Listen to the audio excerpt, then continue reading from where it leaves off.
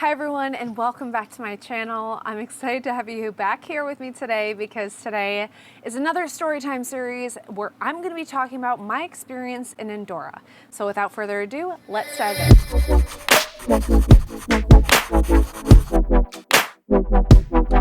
Now, Andorra was country number 35 on my trip around the world. I was there for only one day from October 28th through October 29th of 2015. Now, like all of you guys know, I was out there to break a Guinness World Record for the fastest time to travel every country in the world and becoming the first woman on record to travel every country in the world. But as many of you know, just to restate, I was out to break a Guinness World Record, but the primary purpose of my trip around the world was my humanitarian mission, speaking to tens of thousands of university students around the world, meeting with dignitaries and collecting water samples and all that good stuff. So even if I didn't break the Guinness World Record, in my mind, I thought, well, this mission is really important to me, and it had always been a goal of mine to enhance the world that we live in. So in these countries around the world where I did spend less time, it was either because I had visited prior and I only had a limited budget to spend within that country, or it was the fact that I had a meeting that I had to get to in the next country or the country after that that prompted me to need to speed through that country. But like I've said before, is I try to do at least one thing in every country around the world, and in Andorra, I did just that. Now, Andorra is an independent nation situated between France and Spain. Most citizens speak Spanish, though they also speak English as well, and their religion is predominantly Roman Catholic. Andorra is known for its incredible skiing, being as though they're surrounded by the vast Eastern Pyrenees mountain range and dotted with little mountain villages. Highly recommended places to visit. Number 1, Coma Pedrosa. It is the highest mountain in the Principality of Andorra. It's a really popular mountain for climbers, and it's also really great to look at if you're not a climber and you just want to enjoy the mountains that surround Andorra. Another one is Iglesia de Sant Esteve, is a church that is also a heritage property built in the 11th to 12th century. I think this place is really special because it boasts so much beauty. I mean, just by looking at it, this is definitely a photo op, but also a place to go inside and check out as well. And also, did you know that Andorra is home to the longest nature slide in the world? You can head to Naturelandia when you're in Andorra and experience the euphoria of the longest nature slide in the world. Honestly, I wish I'd done this, and I will have to go back to do this. And there are some great restaurants in Andorra. Now, granted, you will have to keep eye on time. A lot of these restaurants close at certain hours. A lot aren't open until 8 p.m. for dinner and whatnot, and I'll get into my story of that in a little bit. Mumford and Daughters is a great one if you're an English-speaking traveler traveling to Andorra and just kind of want to be familiar with the food and the language in a restaurant that is really highly rated and delicious, and that's the place for you. Le Bord de Peral is another good one, and that one is a little bit off the beaten track. It has authentic and local cuisine, and it's definitely a place that you should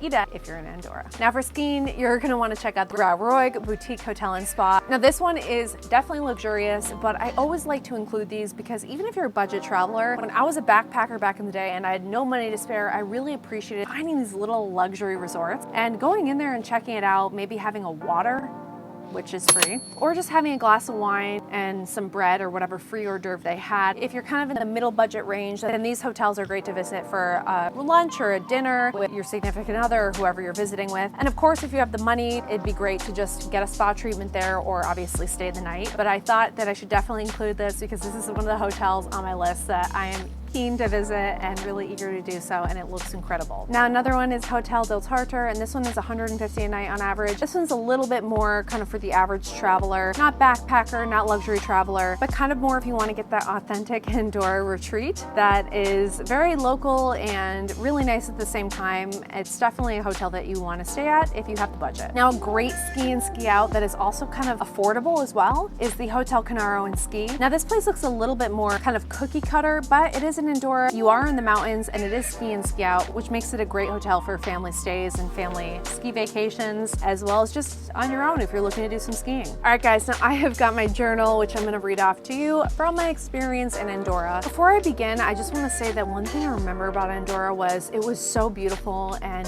cute and eclectic, and I did quite a bit of walking around, so much so that I was so hungry that when I got back to my bed and breakfast, I couldn't find any food before 8 o'clock at night. And the fact that I'd been up so late, like traveling there.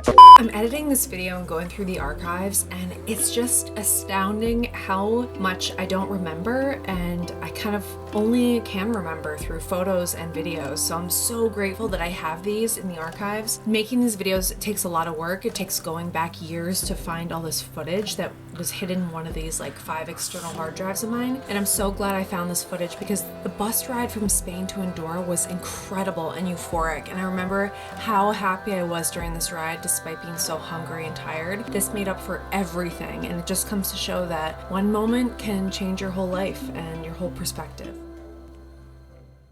I was so tired I wanted to go to bed, but I was also extremely hungry. I remember being so hungry because I hadn't eaten in like 2 days just from all the travel. I remember snapping a picture of myself in the mirror and sharing on Snapchat at the time just to like my friends. Probably at my skinniest at that very moment, and I was so hungry and I just couldn't find any restaurants that were serving any food, before 8 o'clock. I just remember that though. That was a moment that wasn't about Andorra, but it was about the culture a little bit, and that is just a moment that will stick with me forever. All right, let's get into it. I needed to catch a flight to Barcelona to get to Andorra and then to the conference in Torremolinos. So I was invited to speak at a conference, and that's why I was in Andorra for such a short period of time. I was throwing up from 10 a.m. to 10 p.m. the entire day. It was horrible. I showed up at the wrong airport, threw up in a bag in the train station. My spot satellite GPS wasn't working, and the flight attendants gave me a puke bag. It was horrible. I arrived in Barcelona ready to just pass out. I had gotten some sort of food poisoning. I think at that point, I remember staying in London and I'd had a beer, but my tolerance has always been pretty high. But I'd had one beer, and I just remember the next morning I was really sick just from that one beer. But I also ate at an Indian restaurant, and so I don't tend to get food poisoning. I have a pretty strong stomach. I always have, really. But this instance in particular, I'm not sure for what the reason, I got really sick the next morning. It was absolutely terrible, and I think this is why I was so hungry in Andorra, by the way.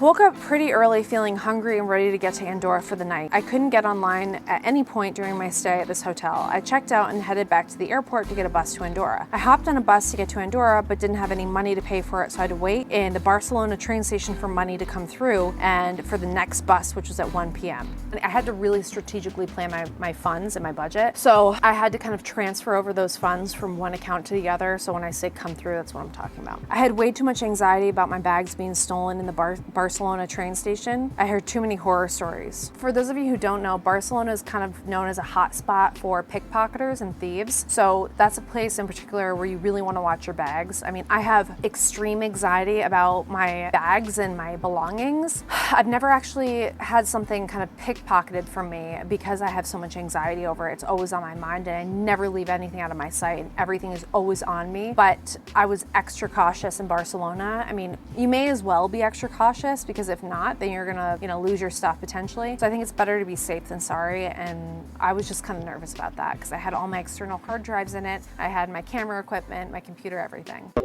So in the past 4 days, I've been in Hungary, Germany, England, and now I'm in Barcelona. The flight attendants actually gave me a puke bag. That's how bad it was. And that is not me at all. But today I'm either going to Andorra or I'm gonna stay in Barcelona. I really wanna stay in Barcelona. But I have to be in Malaga tomorrow, and then maybe more.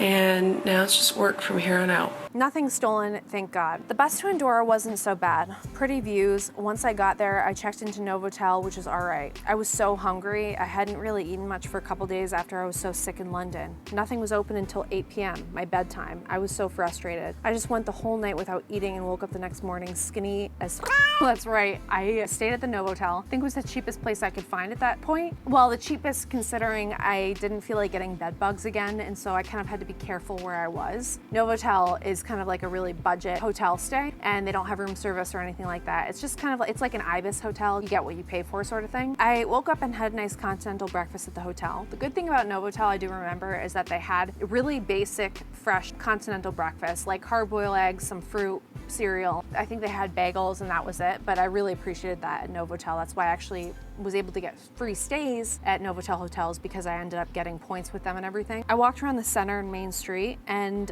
I actually noticed some really cute shops. But what I really felt I was lacking was the mountains. I really wanted to head into the mountains. Andorra seems really nice. I'm not a huge fan of the city area. I would have preferred to be situated in the mountains. But with that said, I collected my water sample in the river to send back to adventure scientists to then test for the presence of microplastics. I really hope they can use the samples. It took a lot of time. I had to find an empty bottle and pull it out of the trash can, plastic bottle, for those of you who aren't aware, and take the sample even though people were looking at me. It was a little bit embarrassing, but I got touch the water in Andorra, and I got to walk around a little bit, see the sights and see the local area, and ended up having a quick bite at a local stop before heading out for my bus to Torremolinos.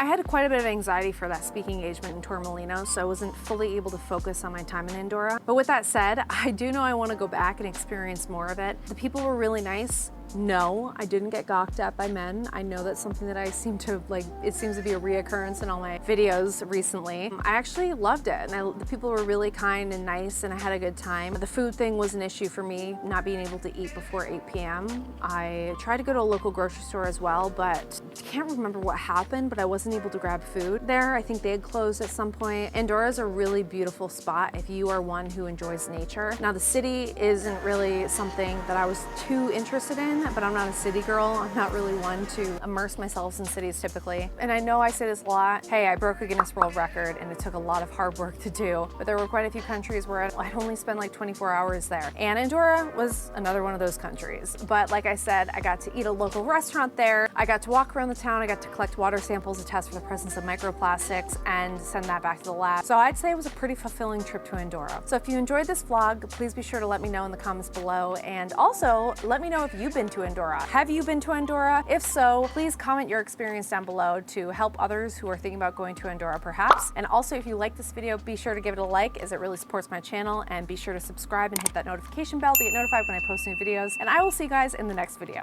Bye.